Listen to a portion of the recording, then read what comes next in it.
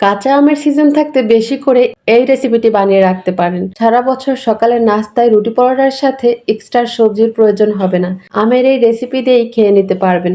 ২টা উপকরণ দিয়ে তৈরি করেছি। তৈরি করা যেমন সহজ আর সারা বছর সংরক্ষণ করে রাখতে পারবেন। আর খেতেও ভীষণ মজার হয়।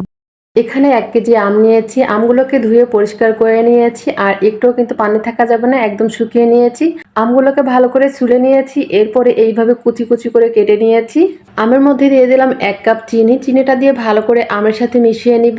এরপর এখানে দিয়ে দিচ্ছি ২ চামচ ভিনেগার। ভিনেগারটা দিয়ে আমের সাথে ভালো করে নেড়েচেড়ে মিশিয়ে এটাকে ১০ মিনিটের জন্য রেস্টে রেখে দিব। এই যে আম থেকে কিন্তু টক পানিটা বেরিয়ে গেছে। এখন এটাকে নিয়ে চলে যাব চুলায়। এখানে পরিষ্কার একটা কড়াই নিয়েছি আর কড়াইয়ের মধ্যে আমগুলো দিয়ে দিব।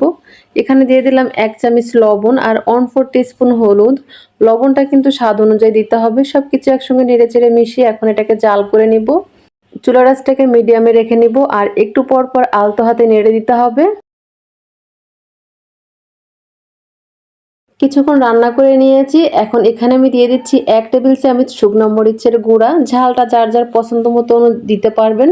আরো ২-৩ মিনিট এটাকে রান্না করে নিব। আমের এই মোরব্বাটা বানাতে বেশি সময় লাগে না, অল্প সময় বানানো যায়। আচারটা একদম রেডি। নামানোর আগে দিয়ে দিব ১ টেবিল চামচ পাঁচফোড়ন। পাঁচফোড়নটাকে আমি কিভাবে রেডি করে নিয়েছি দেখিয়ে দিচ্ছি। প্যানে এখানে দিয়ে দিচ্ছি ২ টেবিল চামচ পাঁচফোড়ন, ৪টা শুকনা মরিচ, ১ চামচ মিষ্টি জিরা আর ১ চামচ নরমাল জিরা। সবকিছু একসঙ্গে ভালো করে ভেজে নিব। চুলার আঁচ মিডিয়াম টু লোতে রেখে কিন্তু ভেজে নিয়েছি। যখন 80% ভাজা হয়ে যাবে তখন এখানে দিয়ে দিচ্ছি ১ চামচ কালো সরিষা, হলুদ সরিষাও দেওয়া যাবে।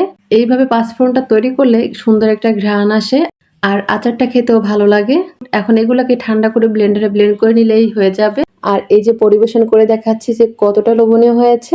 এখন এই আমের মোরব্বাটা এমনি খেতে তো দারুণ মজার হয়, আবার চাইলে রুটি, পরোটা, গরম ভাত, খিচুড়ি যে কোনোটার সাথে কিন্তু খেতে পারবেন, দারুণ লাগে। আর এগুলোকে আপনি সারা বছর সংরক্ষণ করে রাখতে পারবেন। এখানে আমি একটা রুটি নিয়েছি আর রুটি দিয়ে কিন্তু খেয়ে নিচ্ছি। এটা রুটি দিয়ে খেতে এতটা মজার লাগছিল যে বলে বোঝানো যাবে না। আমার কাছে কিন্তু খেতে দারুণ লাগছে। আশা করি আপনাদের কাছেও খেতে ভালো লাগবে।